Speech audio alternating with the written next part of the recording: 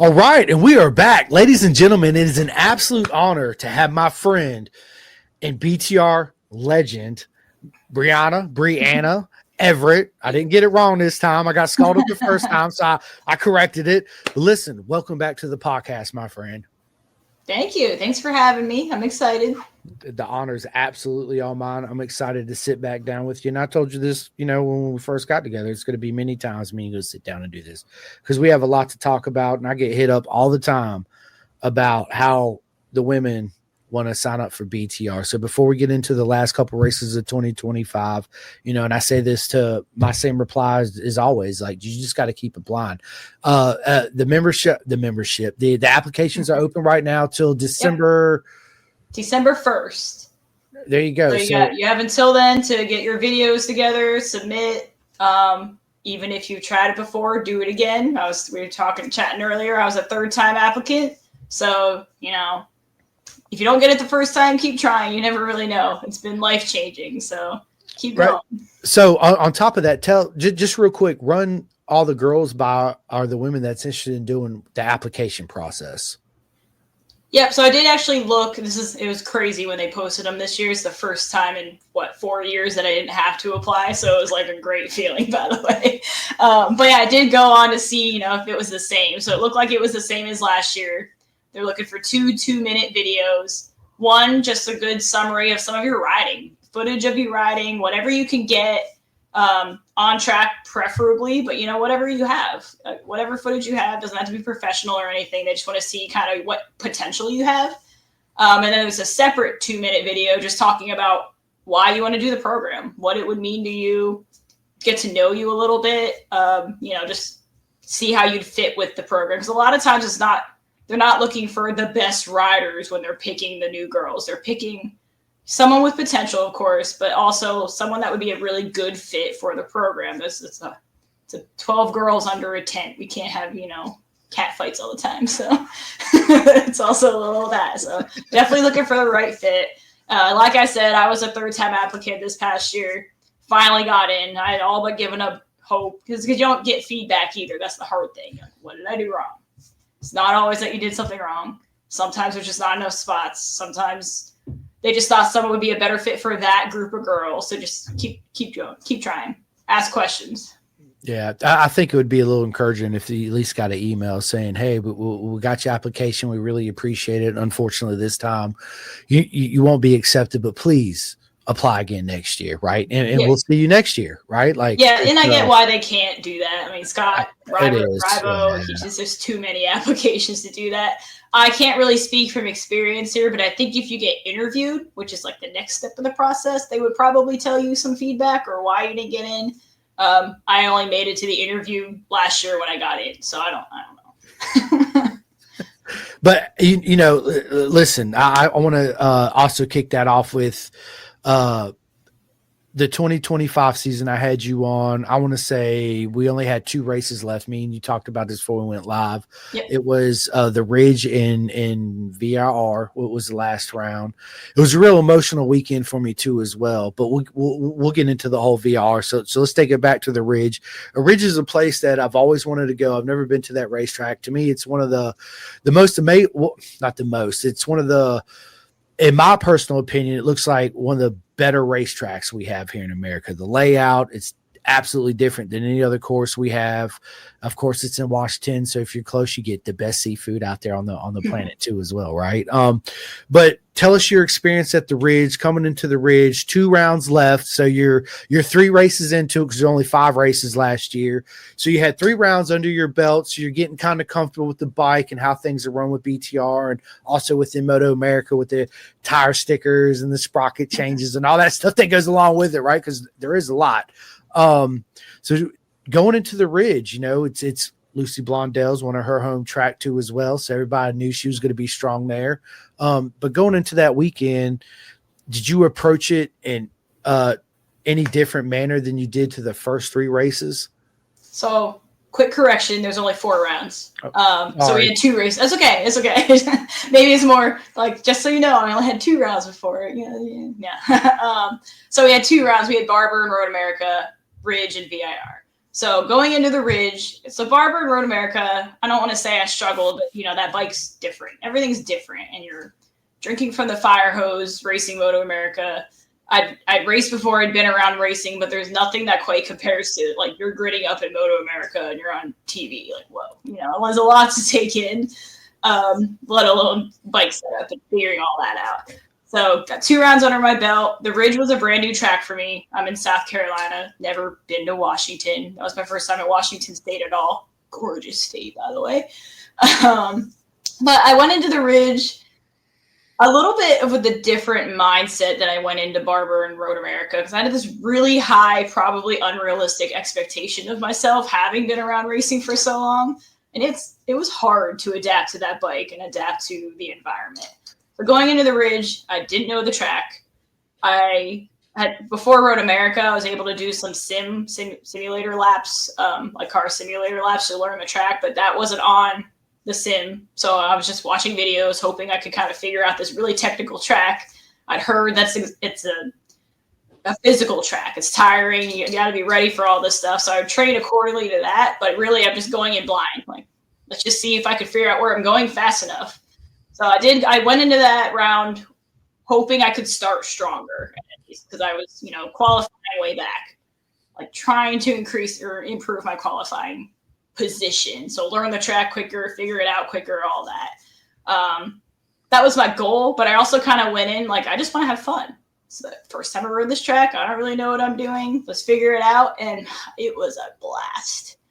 I know some people love the track. Some people hate the track. I think a lot of the hate comes to do with some of the bumps in the pavement and stuff like that. I loved it. I love that. I think it might be my favorite track. And now I'm like, how can I get back to the Ridge? It's so far away. That definitely helped with my mentality. I couldn't quite get Lucy. She was my target all weekend. That's her track, though. So I knew it was going to be hard. But that was definitely, up to that point of this season, that was my best performance. I was actually in the mix of like the mid-pack girls, whereas the other rounds I was the fastest new girl, but nowhere near that mid-pack. So just kind of all by myself. So the Ridge was a blast. We had 3 races, so 3 chances to figure it out. And I had 3 different experiences in every race, 3, who I was fighting with. So I was actually getting that race experience fighting with people for the first time. So that was awesome. Oh, absolutely. And on that note, big shout out to Kara Knibble for winning your championship. You absolutely murdered it last season. She crushed it. I mean, I had her on the podcast before, and she told me straight up, she's like, I'm going to win the championship. And I was like, you go, girl. And she did exactly what she said she was going to do. And she made it interesting, though. She did, right? And ups and downs. But Road America. I was like, oh, no. That's the name of the game. It always don't go your way. That's part of racing. So moving forward from the Ridge, you girls come to my home track, which was VIR, and I love that place. It's an amazing track. Tell me your thoughts of VIR before we talk about the weekend. So VIR was my chance. That's my track. I mean, I actually, it's funny. I don't consider myself strong at VIR, but I knew that track, and a lot of the girls hadn't. So Cutler had been there a lot of times because she's from around there. A few of the other girls had done a track day one-off here and there. But VIR didn't have bikes there for a while. So to a lot of the girls, it was new. So I knew I had at least that advantage going for me. I raced there the past 2 years. I was actually able to go with Azra in June this year. I think is when they did their round. Yeah, so I had you first met. Yes. So I had like a fresh experience on the track. Different bike, of course, but, just kind of working out some kinks of the track. And, yeah, it's a beautiful facility. You have the Doug sticker. I did it just for this podcast. I was like, that's what I had to say right now. He's watching right now. He's going to be so excited. So everyone, my father-in-law comes. He's one of my biggest supporters coming to all my race rounds, and he loves my little yellow scooter, and he just rides it all over the place. So we made stickers for him. But yeah, VIR, beautiful facility. I actually got married there, so like that place has a special place in my heart. Today's actually my anniversary also. So speaking of that real quick, actually we got a good buddy, my Eddie K says, happy anniversary, y'all. Let's go. Yeah. So happy anniversary, you two. Thank you. You're welcome. So yeah, VIR, it's my home track. I love VIR. It's a great place. It's a track you can't rest at. You're always left, right, left, right. The straightaway is not really a straightaway. You come out of 17B, it's to the right, and it barely straightens up, goes over a little crest, and goes back down to the right. It's an amazing track. To me, turn one was always the most tricky corner because it's like a double apex, but not really a double apex. And there's so many lines you could take through there and take out of there. It's it's super challenging, but it's a beautiful, beautiful place. And going into that weekend was a super emotional weekend for me. I become friends with so many girls and the whole team, the whole family at BTR. So approaching that weekend, I told my wife, I was like, man, it's going to be an emotional weekend for me. And she didn't like grasp it at first. And then when I told her, she's like, oh yeah, you're right. Some of the girls are leaving. New ones are coming in. It came early too. Like a lot of times the last round will be in September, and it was the first weekend of August. So it was so early. It was full of emotions, happy for everybody, obviously. Proper mega weekend for sure. So VIR, talk us about, again, last race of the year. Did you was like, I'm coming in and kicking everybody's ass this weekend, or did you approach it like any other typical weekend? I approached it like I know I can at least try to kick ass at first. I knew these girls are going to learn this track and, give me a run for my money. I didn't go in thinking I'm going to just like win every race. No. But that first practice session on Friday, well, let me rewind back there. The track walk alone. Walking the track walk, Freddie Spencer and Rybo kind of walk us through their approach to the track, whether or not they've been on them before, which I think they both had at VIR.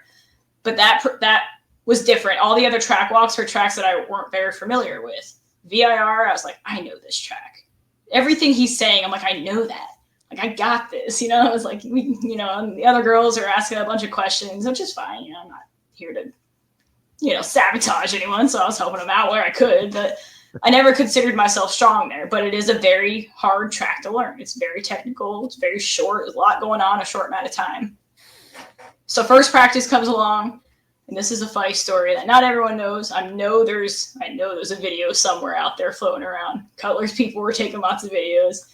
I go to roll out for the first practice Friday morning, and I drop my bike in the pits. Like the worst thing ever. You're like, whoa. Like I almost made it the whole season without miscalculating this. It was embarrassing. Not the first time, not the last time I'm sure that will ever happen to me in my life. But yeah, first session, going out, see what I could do, how I compare, and I drop my bike. Get back on, breathe, get back out there, and I did the fastest lap of all the girls. So that was like, whoa, knowing the track here makes a huge difference. So I started out way stronger than I ever did before. So qualifying, I ended up qualifying third, which was my best qualifying by far in all the BTR rounds. I was always on the third row. Then all of a sudden I found myself on the first row. Our qualifying 2 on Saturday was wet, which I love the rain. It was fun, but nobody was going to beat anybody's qualifying time in that. So I ended up starting on the front row. It was amazing.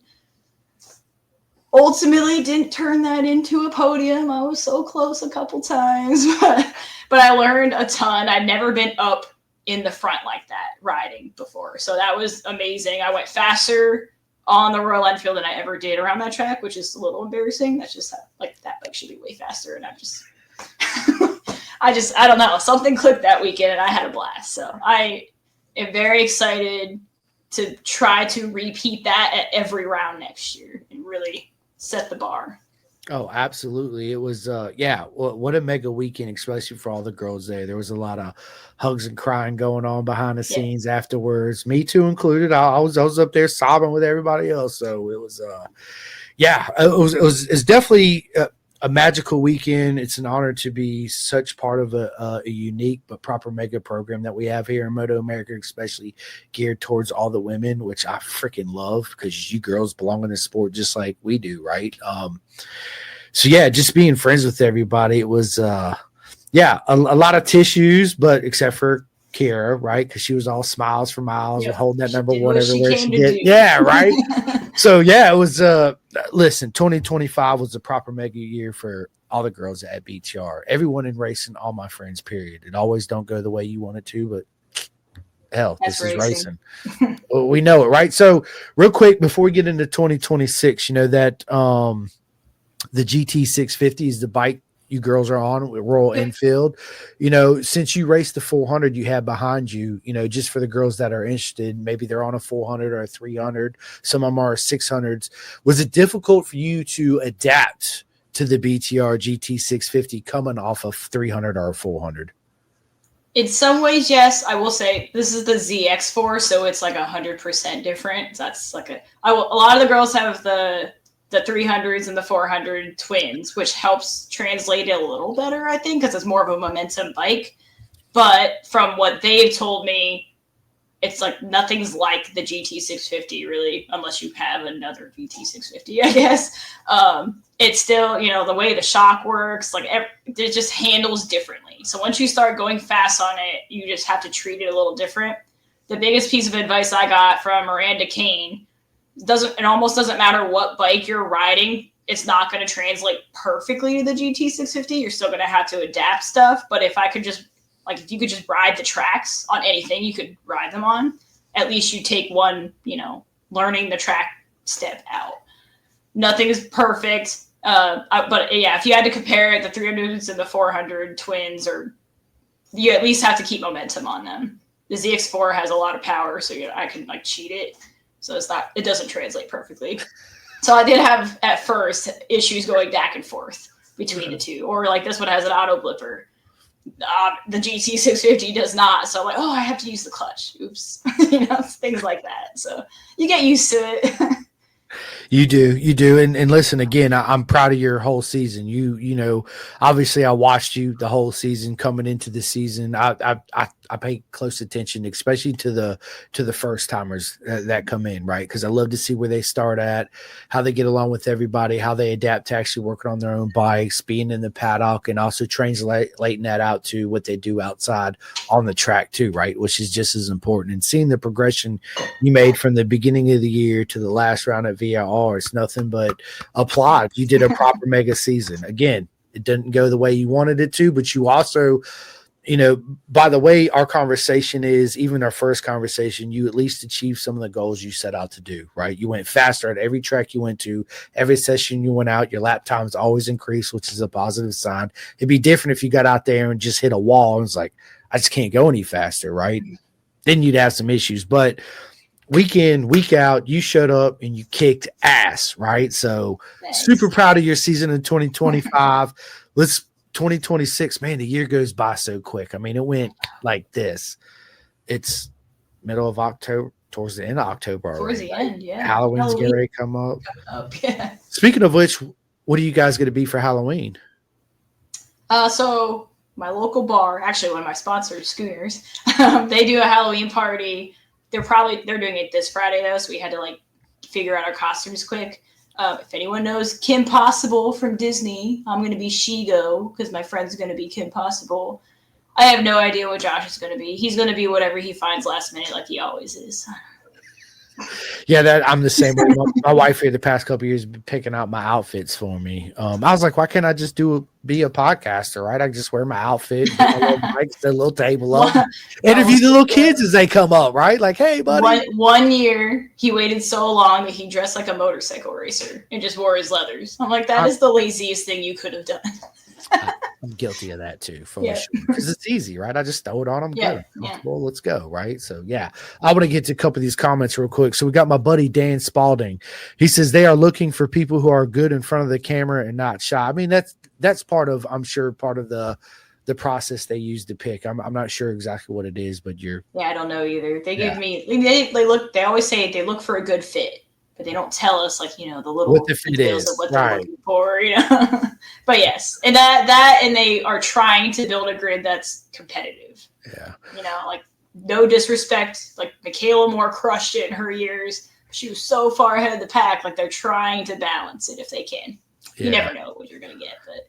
You don't, right? And I'm sure they look at your social media posts and all that to make sure you're not cray out there and all that. Yeah, baby mama drama and all that stuff goes along with it, right? So, yeah, I'm sure it's a unique process that they use to go through. So, yeah, I don't envy that job. I'm sure it's very hard to pick. Yeah, I don't envy that job neither. I love to be part of it, which I am, but I don't envy it at all, right? Eddie K says, looking good with that tan, Chris. Look, thank you, buddy, man. I missed you this year at the races. Me and Eddie actually hung out at Daytona in March. It was an honor to get the invite by him to help him and his team out, which I really wasn't no help because I was going to go in for wrist surgery. So I had a brace on all that weekend, so I couldn't really do much. He said he just wanted for moral support. That's what he said, dude. Just bring your positive vibes and energy and let's go. So it was, it was an amazing Eddie, dude. So we went out to the beach. I ended up wearing one of his jackets. Accidentally took it home. It took me several months to send it to him, but I did stick some Pendergast podcast stickers in his jacket when I mailed it to him. Just say, hey, here you go. Sorry. Yeah. So, but Eddie's absolutely amazing. I met him several years ago, but the first time me and him actually met in person was at Wisconsin last year at Road Americas. That's where he's based out of, somewhere near Wisconsin. So, which is a beautiful track. I can't remember when I met Eddie. Sorry, Eddie. I don't know if you remember the exact year. It was a long time ago, flat tracking, when he dabbled in that. So we go way back in some way. It's cool that we're both road racing again. So. Absolutely. Eddie's that dude for sure.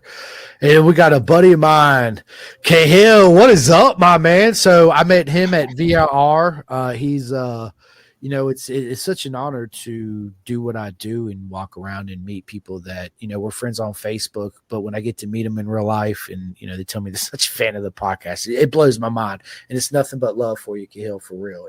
You're an absolute amazing human being. I wish I had some stickers on me that weekend because I would have hooked you up for sure. So he says, looking handsome as always, Chris, interviewing another legend I see. Absolutely. And right back at you, baby. You're mighty cute yourself, right? Let's go.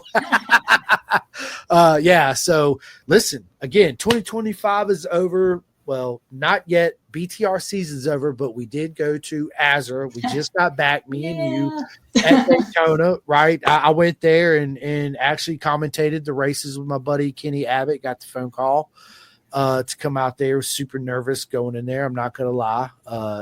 It was great. It was. I know. Couldn't tell over the microphone at all. You're good. I appreciate it. It was different, but again, it was such an honor to be able to do it and do all the interviews to all my friends out there. It was one of the best weekends I've had at my life at the track, hands down. Awesome. It was just super amazing. Again, thank you guys and girls so much. Everybody that was out there at Azure, I'm proud of each and every single one of you. Again, it's the Race of Champions. I know it didn't end up the way some of you guys wanted and girls wanted it to, but for the others racing. It did. It is racing, but again, it don't mean I'm no less proud of you. And it was just such an amazing feeling to do the post interviews. And I got to interview Bodie Page, which won the AMA Nikki Hayden Horizon Award. I had no idea I was going to do that or be part of it. When they told me, at you first time announcing at a race and you did it at Daytona at this level, like right. And then I got to do the Horizon Award. I was like, I had goosebumps everywhere. All these super chills. Ray, the preacher there, the Chapin. Sorry. I went up to him and gave him a big hug. I was like, dude, I just want to break down and cry. Like, I'm so emotional right now because it was just such an honor to be able to do that. I had no idea. Again, dreamed in a million years I'd be doing this, much less have the opportunity to do that. But an amazing weekend. Thursday, I showed up the track. I straight ran into you over there by the Blue Garage. By the Pirelli. Yep, Blue Garage is right by Pirelli. Yep. Always an honor to see you. Gave hugs, chatted for a minute, and then I was back at work at the track on Friday. It was an amazing. So real quick, talk us about your Azure race weekend. It was the weekend of champions at one of the greatest, the Mecca of the greatest place racetrack we have in America. And for those that don't know, real quick, it actually became super popular. It wasn't popular like it is now. When Giacomo Agostini come over here, I want to say it was the 80s off the top of my list, maybe the late 70s, and actually won and went back and brought his friends from Europe over here. That's what really blew Daytona up and made it this huge event that it is now. And that's the Mecca of motorcycle racing here in the United States, right? So going into this weekend, I know your husband rode. The intention was for both of us to ride, yes. All right. So coming into this weekend, tell us how your weekend went. Well, this was not my first time at Daytona. It was my second time riding. So at least it wasn't my first time on the banks. if you have never been to Daytona, make it. It is a bucket list track. There's nothing quite like riding on the banks, especially if you get the chance to walk the track and you realize you're riding on a wall. It is so steep. So do it if you haven't done it before. But yeah, going into this weekend, been racing Everitt because getting race experience between BTR rounds is fantastic. You know, that's what got me into it. You know, always, if I'm at the track, I want to be riding if I can. Took the ZX4, did my practice sessions on Friday. I didn't actually have any races on Friday, so just practice sessions, kind of dust off some cobwebs, get familiar with the track, figure out my bike. We changed a lot of suspension on it. Trying to apply what I've been learning in BTR to my own personal race bike, so figuring that out. Saturday morning practice comes along. I fly into turn 1. I'm like, I'm going to push my brake marker later. It's time to, get that lap time that I'm planning on getting. Go to shift down. I don't even know how to explain the sound that happened. Not again, clutch problems, Kawasaki, I don't know. I've had that clutch apart so many times this year. So I assumed it was just something in the clutch. I've done a lot of modifications, but it kind of locked up for a sec. I can't believe I didn't crash. But then circulating around, I got to get the bike back in. Something's not right. You could just hear something clanging. Something wasn't right. Not a good feeling. Came back in the garage, helped my husband with his stuff, whatever you need to do. And I'm like, okay, time to tear into the bike again. It's always a good sign when you're having to lay your bike down to tear the clutch apart again at the track, whatever. So you don't have to drain the oil. Very familiar with this process now. I was there to witness that at VIR when I went over there. She was I did it there too. Sorry, Kawasaki. It's just, it's a common thing. That's where I got this from. Yep. Sir Mr. Doug is what he likes to call himself. So, but yeah, so took the clutch apart. Wasn't anything obvious. Darn it. Ended up putting it back together enough that I could pick it up, drain the oil. Took the bottom pan off so I could see in there. There's little tiny bits of metal in the oil. It's not what you want to see, but I couldn't find anything obvious. Nothing obvious. I'm like, okay, got my GTL race today. I'm going to put it back together. See if, just put it back together the proper way. Maybe something was just off. Put new oil in it. Got it going. It was, easier said than done. It was hard. Got it going just in time for GTL. I had Josh test ride it around the pits because I'm notorious for dropping my bike around the pits. So I had him test ride it around the pits, and it was just not right. Something's not right in the transmission, or I hope it's the transmission at least. So yeah, I was like, I can't ride this thing. It's going to lock up and kill me and someone else. I can't do that. So season ender, it's okay. I get to learn all about motorcycle transmissions, probably the next month I'll tear it apart. So silver lining. Funny, the whole time this weekend, my BTR mechanic, Scott Dawson, was there. Mom made my dinner, but I'm not hungry right now. Okay. He told me to leave it on the table and you're going to eat it. Okay, yeah. Well, yeah. When I get done, we'll go to the store and we'll eat. Yeah, but you're eating my sandwich. So I'll eat your sandwich. No problem. I appreciate it. Because I'm not hungry. Okay. Thank you. You going to say hi? Hi. This is my, Rossi, my mini me is what I call him. Exactly what you said. I don't know how the circles happen. I was just telling her before we went live. For some reason, it's circles this time, so it actually looks like we're looking through binoculars on our end.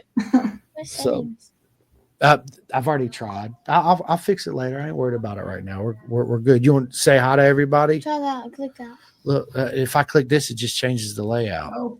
See? Now I'm gone. So zesty. See? That's all it does. Why is it so I don't know. But we'll get to that. Let me finish this interview, Bubba. So anyway, yeah, it was Azra was again an amazing weekend, and it's always good to be at Daytona. It's such a magical, unique place, right? And I tell people that when you go to Daytona, it's a lot bigger than it looks on TV. And your bike setup's not going to translate to anywhere else. But my man Gabriel De Silva was on his New Jersey setup and came there and cleaned the house pretty much. Yep. First time there, 4 race wins. Man, I was absolutely so excited for him. Rossi, shut my door, buddy. Sorry about that. I'll edit that out. Happens all the time. With Roxy, it always does, right? Thank you. So yeah. Yeah. So what I was about to say, though, just want to throw this out there for anyone that is interested in the program. My BTR mechanic, Scott Dawson, was there working for another team. So when he knew I was doing all this to my bike, he'd pop in, help out, give advice if needed. But I'm hoping I impressed him. I had that thing torn apart and back together.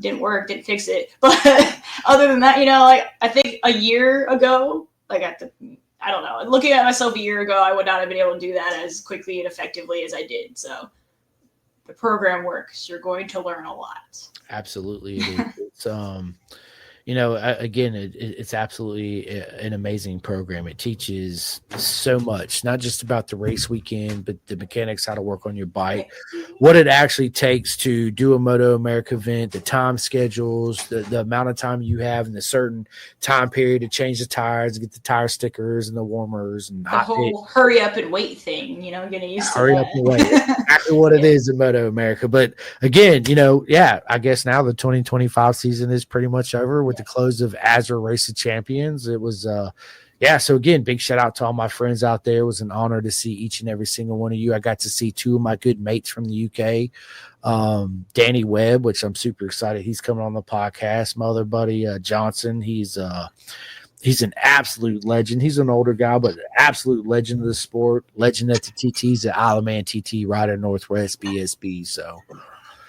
yeah, it's freaking amazing. That whole weekend just went by like that.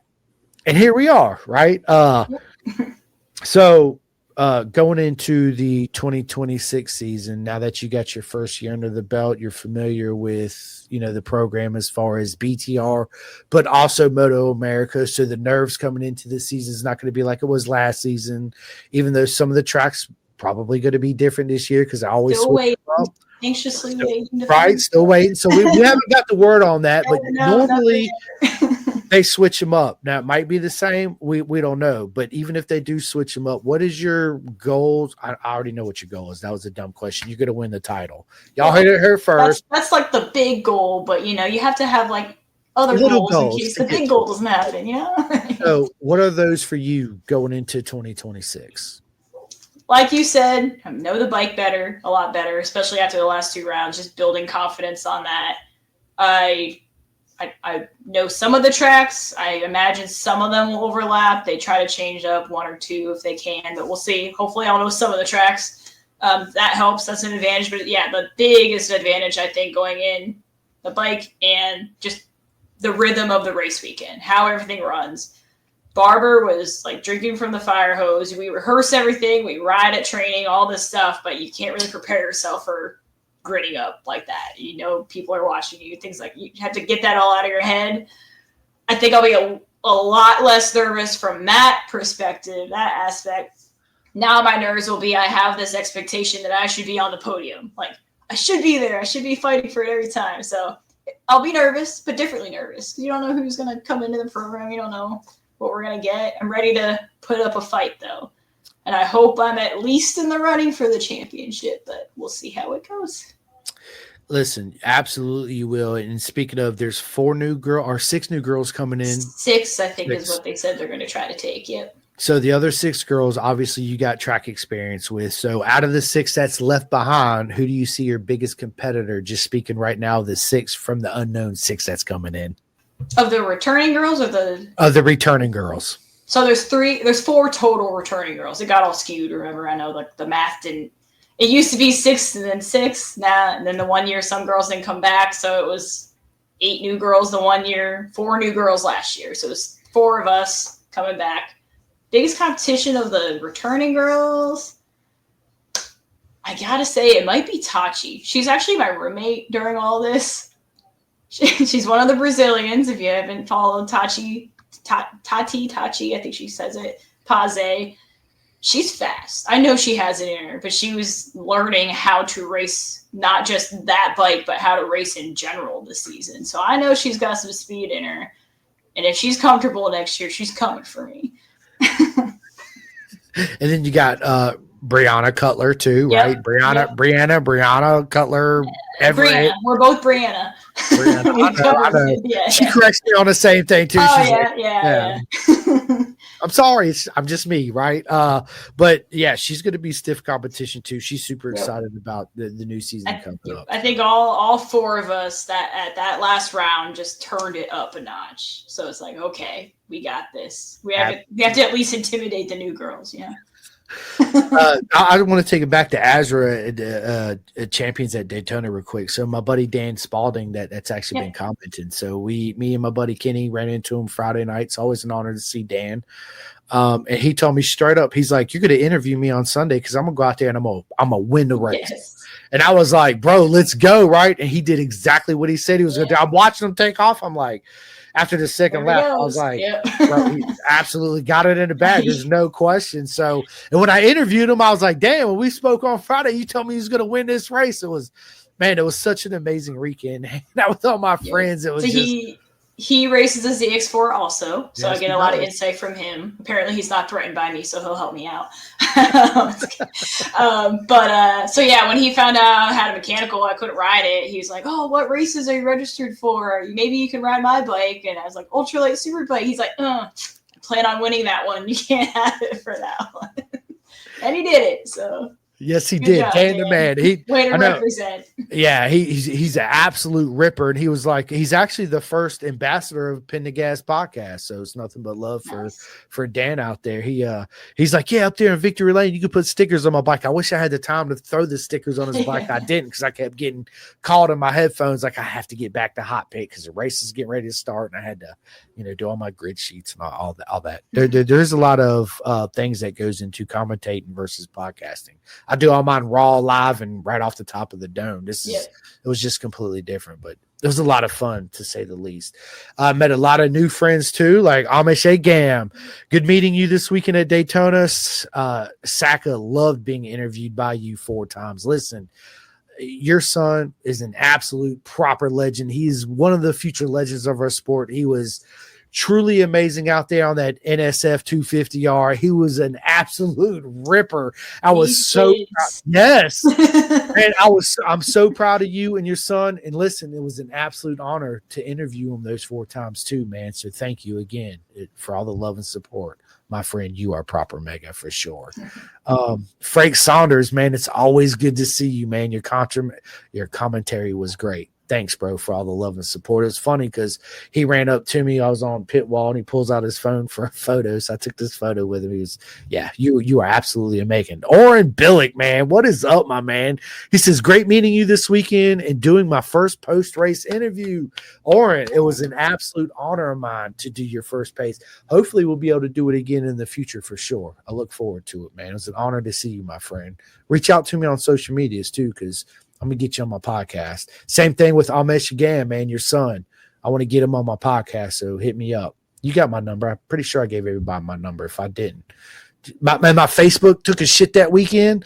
Like I get up on Friday, it said my Facebook got deactivated. And I was like, I was shitting bricks. I was like, what the?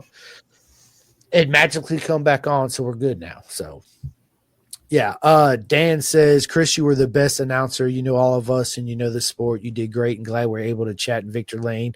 Wish Bryanna didn't break her damn bike. It was an accident. I'm glad I didn't break myself in the process. At least there's that. Facts, right? And then Khalil says, nah, Chris, we all know it's Jennings. Jennings is a good place. Absolutely. Yes, it was silent. Everybody was crickets. My God, Frank Saunders, parenting never stops. Listen, Frank, everybody knows during my podcast, my son comes in here once or twice, and it's always about the video game or a new Lego or just something he's building. Today was about a sandwich. Yeah, a sandwich, and it's cool, man. But it's being a dad to me is, I don't want to say it's the greatest job in the world, but it's the greatest feeling in the world. It changed me in so many ways. It made me a better person, a better human. It made my thought process completely different in the way I view things in life in general. So it's, I love my boy. It's funny, Bryanna, because when I go to the racetrack and they see me, the first thing 99.9% of people say is, where's Rossi? And I'm like, what am I, chopped liver now? Right. But everybody loves my boy. And I love that, I love it because everybody, looks forward to see my boy, which Yeah, it's amazing. Billy Sane, what is up, my man? He Yeah, says, all that. he says, I wish I had known you had bike problems. I had a spare race ready. 4RR in the trailer in the case. I had transmission problems. Transmission Yeah. problems. That's great. Next time, right? Next time. Now we know. We'll go. We're coming to look for you, Billy, for sure. We all need backup ZX4s, I guess. That's the answer. And Billy Sane is the man. So let's go. Mark Sherman, what is up, my man? CFE in the house. Hey, whoop, whoop, you boy. Maria Cotton, those stickers better be installed for this weekend. Made sure they made it back to the trailer. Thank you so much for all the love and support. You are absolutely amazing. Again, if we didn't exchange number, hit me up, and we'd love to sit down and chat. Mark Sherman says you're ready to take Steve Day's job. Steve's a good mate of mine out there in the UK. So for those who don't know who Steve Day is, man, Steve is an absolute legend of an announcer in the sport, MotoGP. Now he does BSB. Yeah, he's absolutely amazing. You know, I'd love to commentate beside him one day. You never know. Could happen. You never know. You never know. Dan says they are in my truck. Bike's too dirty. LOL. That's all right. I'm getting more stickers made, so I'm gonna send them out to everybody when I see it. I have plenty more coming. So if you didn't get some, no worries. I got you. But on that point too, real quick, it's my boy Juju's birthday, Julian Carrera. So happy birthday, buddy. Rocking the hat. I'm always rocking the hat. I got another hat. His dad, Michael Carrera, for those who don't know, he runs South Mini Florida Mini GP, SFL Mini GP out there in South Florida. I'm a huge fan of Mini GP, whether it's Jersey or South Florida. What they're doing for our sport is absolutely amazing. Matter of fact, that's where most of the future legends of our sport are coming from. Ella Dreyer, Avery Dreyer, Juju. See, we got Mason in there. We got Cooper in there. We got Isaac Woodworth. We got I know I'm forgetting some of my friends, and they're probably going to text me like, bro, you didn't give me a shout out, right? But you know who you are. Man, I should, but I'd be reading it for like 30 minutes. Yeah. Like, blah, blah, blah. Making a lot of fast kids, and those kids don't stay kids forever. Not for long at all. Absolutely not. Absolutely not. And it's great to have a program like that, because without it, you know, a lot of them we wouldn't have them in our paddock right now. So very, very. So listen, we're getting ready to come up in the off season. What is your goals as far as training in the off season, since you have your first year under the belt with the GT 650? Yes, it's a heavier bike than the ZX 400RR. You got to ride it in a different manner to get the best out of it. So is your training going to be a little bit different approaching this season? I don't think a lot of my training is I cycle a lot that's helped a lot this year. I don't think at any point I got tired in any of my 20-25 minute sessions. Like, that's, if you haven't tried before, just get a bicycle, spin, do whatever you need to do. That's made a big difference. Training wise, over the off season, I want to stay consistent. Just because it's the off season does not mean I need to get lazy. I actually had lost 10 pounds throughout the season just from sheer doing things all the time. So keeping that off, maybe even more, whatever. Not that I'm trying to lose weight, but just the strength and the endurance you get from that. Just stay consistent. Big thing I'm going to do. So I'm in the South. I can pretty much ride year round. So we'll see if I get this back together. Have a lot of other bikes I could pick from in here. So maybe get one up and running or working, or do a couple track days here and there. We'll see. Once the schedule's out, might try to sneak some of those tracks in if I can. But a big thing, mini bikes. I have a 100. I do a lot of the flat tracking on it just to kind of do a lot of that for my training. But just body position practice on a mini. I'm going to do a lot of that because that's my biggest weakness, and it's always been my biggest weakness riding. I get lazy.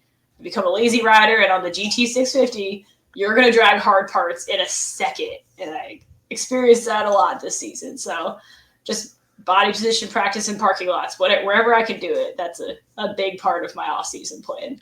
100%. I'm a huge fan of training on mini bikes, whether it's a 50, whatever it is, a 100. You learn so much, and speaking of dragging the bike on the GT 650, so you can't lean it over, obviously, like you can There's the a limit. 4RR. You're going to find a limit way quicker.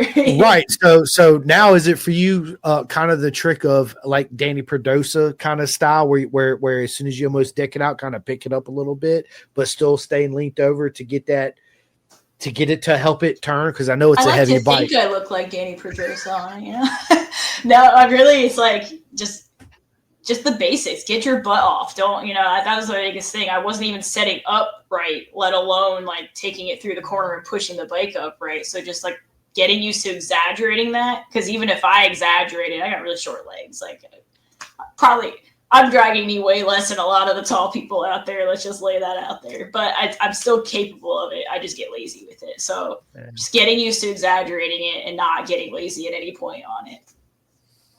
That's awesome. Yeah, it's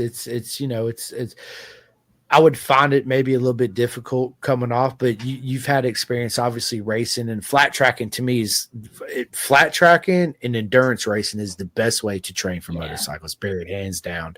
The reason why I say flat tracking is because you're constantly fighting the grip level, the maximum grip, the front's going, the rear's growing, your throttle control, it's different body position, of course, but you're learning what the motorcycle is feeling and telling you. Right. Yeah. And then I noticed that a lot getting back into, because I kind of stopped road racing for a while, did flat track, nothing special in flat track. I'm not saying I'm amazing. No. I did not apply to the flat track program, but just the feeling of the bike moving around. The GT 650 does move around a bit. It's kind of a non-race bike that we made into a race bike. So like whatever settings you have, it's going to move a bit, and that doesn't freak me out. And I'm like, that must be from my flat track stuff, Like just go more throttle. Absolutely. And was saying that, again, with the endurance racing, because let's say you and your husband are going to ride the 4RR, we basically set up the clip-ons and the rear sets for a happy medium for all three of us. Right. But when we're out there racing, I have to adapt my style to get the best out of the bike, not so much make the bike adapt to me, so to speak. Right. But learning those skills, it translates to when you get on a bike that's set up specifically for you and you go faster, right? And that it feels easier because it's more comfortable, but it's great skills to have along the way for sure. To that point, if you try to set up your bike fast enough, that was one of the biggest learning curves this year with Moto America rounds. You don't have a track day right before the race weekend to figure stuff out and set your bike up. You have a 20-minute session. Then you're doing a 20-minute qualifying. Then one more 20-minute qualifying. If you haven't figured it out yet, you're going to be way back on the grid. That's what I kept doing. So that, like, getting the setup right quick, but then also being able to adapt, because realistically, you're not going to have everything perfect that first session, or maybe even that second session.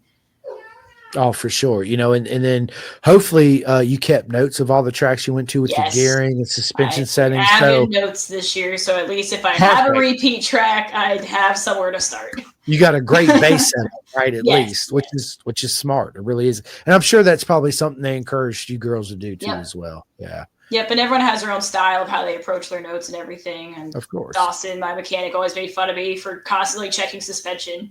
Constantly thinking about suspension. That's like my biggest. I don't know it very well, so I'm constantly checking it, tweaking it, trying something. So, but I have all those notes and I'm ready. I love it. Suspension is one of those black art kind of things. Anyway, it is simple from a simple eye. Thinking of it as a simple way. You rebound, you preload, blah blah blah blah blah. But then I feel like it's easy to get lost in that whole translation of my suspension's this, my suspension's that. It's like a lot of times when you get in a corner and you feel the front pushing, right? And it's got to be the front. It's got to be the front. Most of the time it's your rear. The rear is what's causing the front to push, right? So it's those little tricks. Balancing act, and it never ends. You're still playing. Very much a balancing act. Just because you like this doesn't mean this person will like that. It's all different. Black 100%. 100%. So let me ask you this. Have you thought about what you're doing after this year as far as BTR goes? After 2026 is over and you're out of BTR, have you put any thought into that at all? I will always race something. I know that. I mean, I've been racing for 13 years now, I think. Like different versions of racing, different whatever I could get my hands on. So I'll keep racing. There is the, my husband and I 2-year anniversary. We talk about starting a family. We'll see. It depends on the timing. So kind of depends on how quickly that happens. I do, though, want to make sure that I can go to the Arma Barber Vintage Festival next year. So, I'll be waiting. So that's part of my season is how I'm looking at it. I hope it works out that I can get the bike in time and do all that. I want to race with those girls. That'd be awesome. Yeah, Barber's a track I've never been to. It's on my bucket list for next year. I want to go to. I'm gonna skip Mid Ohio and go to Barber for sure. I've been to Mid Ohio. It's beautiful. 2 times. It's a beautiful facility. Yeah, it is. It's what everybody tells me. And I don't want to go. I don't know necessarily. I'm gonna go for the Moto America round. I want to go for the Vintage Fest. That's where I want to go. I want to go for the blowout, the parties, the riding, the chaos, all the race action. That's what I want to go for. Yep. And yeah, it's going to be a lot of fun. I can't wait. We're almost an hour into this, man. It goes by so quick. It does. But no worries, because I'm going to have her on many times this year coming up. Matter of fact, just down with me as always when we end this, and we'll go ahead and schedule our next one. But, before I let you in the podcast again, I just got to say, man, I felt so loved this weekend. And I appreciate it. I really do. I say it all the time on my podcast. It wasn't for Bryanna and everybody else come on here, I would not be able to do this. So it's nothing but love to each and every single one of you guys and girls out there, and kids that I met too as well. I get teared up a lot of times when I just think about it. I want to do it now because I feel it coming. It's an absolute honor. Again, it's something for me at least, but we appreciate a platform to tell our story a little bit. You see people racing, you don't really know who they are. This is a great way to just chat, have people get to know you, and interview practice definitely helps. I did a lot of that this year. I'm still not super comfortable all the time, so this definitely is good practice. I can't tell it. You're killing it right now. I feel like I'm doing a lot better than last time. I was so nervous last time. Well, that, and that's part of the reason why when I go to the races, I don't have my phone out and I'm doing videos all the time, because I like these personal interactions. I get to see with my friends and, establish that friendship and that trust between us. So when we do sit down on camera, it's natural, right? Easier. It's easier. And I want it to be easy on everybody. And I think it makes a difference for sure. What I like to just I wouldn't even like to walk around with my camera out the whole time doing videos, because I don't get to see you guys and girls very much, usually just at the races or track days, and live in the moment. I say it all the time. You got to live in that moment, right? So on that note, you decide to go to VR for a track day, shoot me a text, give me a call. You got my number. I will meet you and your husband out there. And, this guy too, right here, right? Probably. And right now. and there, I can do my gimbal then, because it's a club race weekend. We can do a little live video then and there, right? Hang out, cook out, throw some burgers. I'll cook while you guys are out doing your thing. We'll have a lot of fun with it. Sold. I got you. Trust me. We'll have a lot of fun that weekend. But listen, I'm going to leave it to Bryanna to end this podcast. But again, thank you guys and girls so much for all the love and support. If you had not yet and had not subscribed on all my formats, please hit that bell, that ding, ding, the TikToks, all that crazy stuff with it. One more shout out I want to give. Of course, I give a lot of shout outs. I can stay here for 20 minutes. All my friends know who you are in the sport that I fully support. Venom, 64 Degree Racing, Chef Eats, BTR, Sports Bike Track Deal, KYT Helmets, REB Graphics, GRG Designs, which is Gus Rodeo, Drippin' Wet, Stick Boy, Pit Lane Moto, TBEX, USA Experience, CW Moto. I'm going to stop here in a second because I can keep going on. But I met Kay Clay.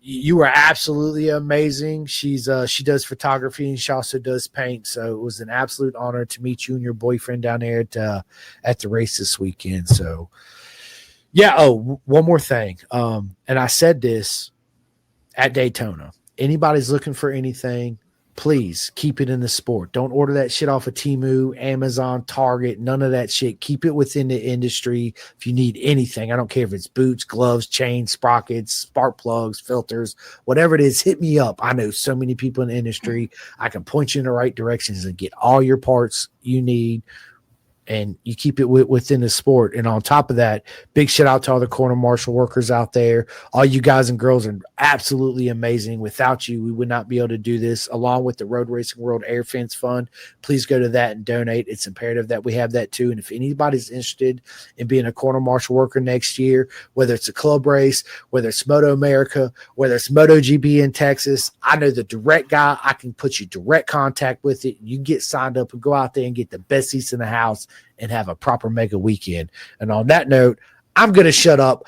I'm going to leave it to my friend Bryanna Everitt to end the podcast. Tell them where they can. Are you getting any merch this year? I know we talked about it last time. I do. We do have merch. So my husband and I, his name's Josh. I'm Bryanna. We kind of call ourselves for BJ Racing Speed Shop.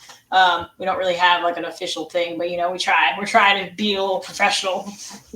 But we do have a Shopify shop. We have a lot of merch on there. So I have some Bree items. Look at my little koozie. He's a artistic, photographer, graphic design type person. So he makes a lot of fun stuff. He kind of got addicted to it. So always like churning out new t-shirts, new koozies, everything. So have a little line of Bree stuff. So check it out. You could get the links on my Instagram, Bree since '93.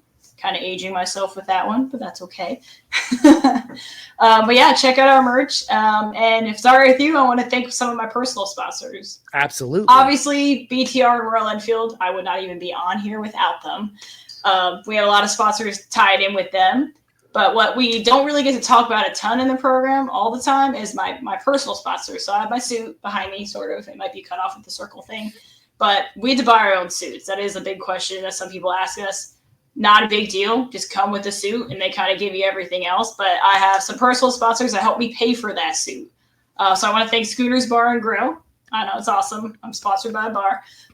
Pro Auto Shop. It's a local auto shop in Columbia, South Carolina, where I'm from. I got Sky Pirate Aviation. A friend of mine has a flight school, which is crazy. So he sponsored me this year. On Track Nutrition. So they're actually racers themselves. So if you have not heard of them, they're based out of Iowa, I think. Hopefully I'm not quoting that wrong, but she makes a bunch of like health drinks and things like that. So she's kept me fueled all year. And then Hightail Hair. So if anyone's ever seen me put my gear on, I do it backwards. I put my helmet on first because I tuck my hair in, and it's awesome. So check out all of those. And then BJ Racing Speed Shop's also in my suit, but that's just me paying for the rest of my suit. That's it. But yeah, I could not have done it without them. So thank you so much to my personal sponsors this year. I love it. Well, listen, it's always an honor to have you on the podcast. I look forward to many more. Just down with me for a minute. We'll go ahead and schedule our one for 2026. Man, it's weird to say, right? It's gone and gone. But listen, everyone, it used to take to the next day for this to come out. It'll actually probably be out within the hour. It'll be out everywhere, Spotify and all that. And you guys and girls, stay tuned because I have the legend and my friend Tyler Scott coming on the podcast. Team Hammer. Let me get this right. Team Hammer, M4, Escar, Suzuki. I think I got it right. Yes. So I got him coming back on the podcast tomorrow. So you guys stay tuned. I'm gonna put the post out here after I eat dinner, and I gotta run Rossi to the store. Hey, you have a sandwich to eat. I got a sandwich to eat, and I'm hungry, and I'm gonna go eat this sandwich for sure. So listen. Absolute honor to have you on, and thank you guys and girls so much for tuning in. I hope you enjoyed this podcast as much as me and her did, and we will see you soon. On that note, is there anything you'll say before we end this? I don't think so. Well, I think I'm good. Thank you, everyone. It's been awesome. Thank you, Chris, for having me. As always, it's fun. Absolutely. And on that note, ladies and gentlemen, we are out of here. All right, let me end it. Calling all two-wheel enthusiasts, get ready to rev up your earbuds with Pin the Gas Podcast, the ultimate motorcycle racing podcast, hosted by Chris Simcoe, one of our very own excellent leaders here in Roanoke, Virginia. With expert analysis, behind-the-scenes stories, and exclusive writer interviews, Pin the Gas Podcast delivers the adrenaline rush of the racetrack straight to your ears. Whether you're a diehard fan or a curious newcomer, you'll gain insights that will transform how you watch and understand motorcycle racing. On your favorite podcast app, join Simcoe as he takes you on a high-speed journey through the world of motorcycle racing. Pin the Gas Podcast.